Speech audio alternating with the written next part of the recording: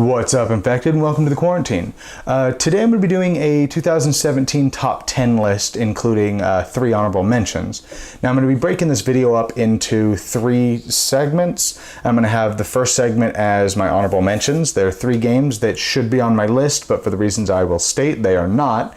And then it's going to be my number 10 through number 6, and then number 5 through number 1, and I will have a link to all of them up here, probably down in the description as well, so that way you can go from video to video. And I recommend watching all of them. Every game I list in these lists are going to be really, really good games. I highly recommend each and every one of them. So that's really all I gotta say, so let's just go straight over to the list. We're gonna start with my honorable mentions. The first honorable mention is Legendary Encounters. I love Legendary Encounters. I love deck builders. They're just probably my favorite genre of game. The problem that I have with Legendary Encounters, why it's not actually in my top 10, is the setup and teardown for the game is insane. Like, it is very, very long. Now, one of the other games that I will actually be listing on my list, a lot of people are going to disagree with it, yada, yada, yada, and that's fine. I don't care. But it'll be my favorite one. But the difference between the one that's actually in my list and Legendary Encounters is the setup is not nearly as bad for the other game. It's still bad, but not nearly as bad as Legendary Encounters. Now, I like Legendary Encounters more than the other Legendary games because I'm a big Xenomorph fan. I actually just recently got the expansion for it, and it wrecked our shit the other day. Yesterday, actually, we played it for the first time, and I think we finished the first bit of the scenario and then, or first third of the scenario, and then proceeded to die. So my first honorable mention is Legendary Encounters. My second honorable mention is going to be Xia, Legend of a Drift System. I absolutely love Xia. Xia, and I'll explain why, but it would be probably my top 3 or 4. I don't know, it'd be really high up there. The problem that I have with Xia, why it's not actually, didn't quite make my list, is some of the mechanics in the game, namely trading, just hauling cargo, is super easy to win by doing that. And honestly, if you play right, there's not a lot you can do about it. It's really hard to counter unless everybody kind of works together to counter you.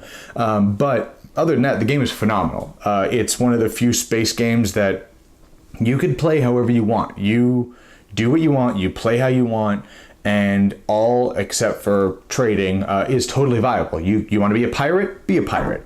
You want to be a bounty hunter? Be a bounty hunter. You want to trade goods? Trade goods. You want to taxi people? You want to collect data? You want to be hired muscle and just intimidate people?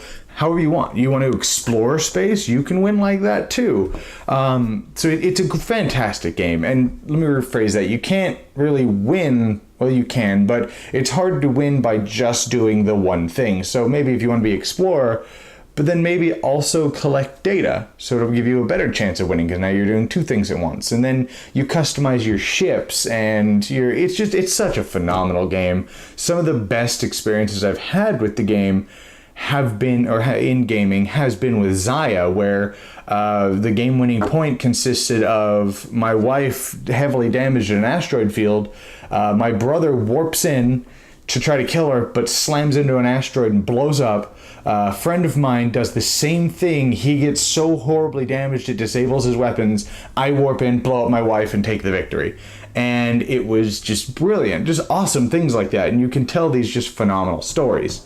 Now, next year, it may wind up being on my list because there is an expansion that just recently came out. Well, it just recently got kickstarted, I think, a few months ago, that changes a lot of things. It actually makes transporting cargo a little more balanced because now you have supply and demand with these cargoes. So you can't just, the problem is if there's 2 systems directly next to each other and they wind up buying and selling from each other, you just every turn just boom, boom, boom, boom, boom, boom, boom, boom, back and forth, and just get all of these points and all of the money, and you can't really do much about it.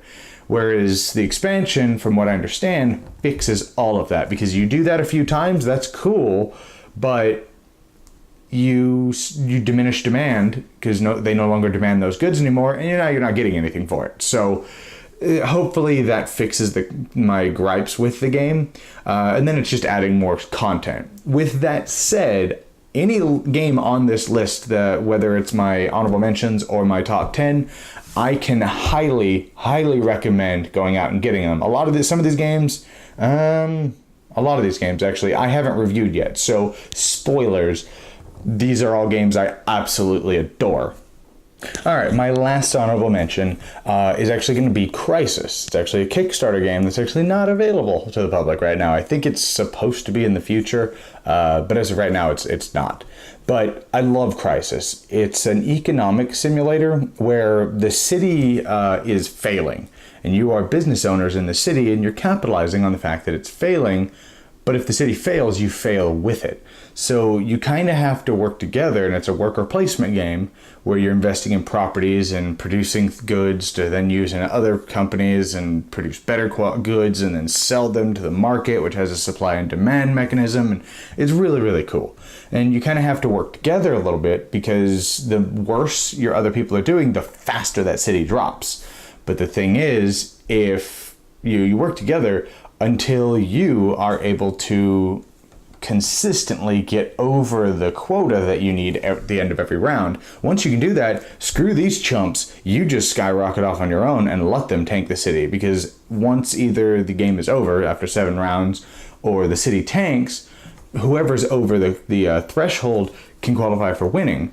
So it's got a really cool mechanism, several really cool mechanisms behind it. You got to think ahead of what you're going to do. Okay, if I invest in this, maybe I'm tanking the city for a little bit now until I can build up, enough of, whatever to then dump into this company to then just produce tons of victory points. Now, the reason it's actually not in my top 10 list is first few times we played this game, we absolutely loved it.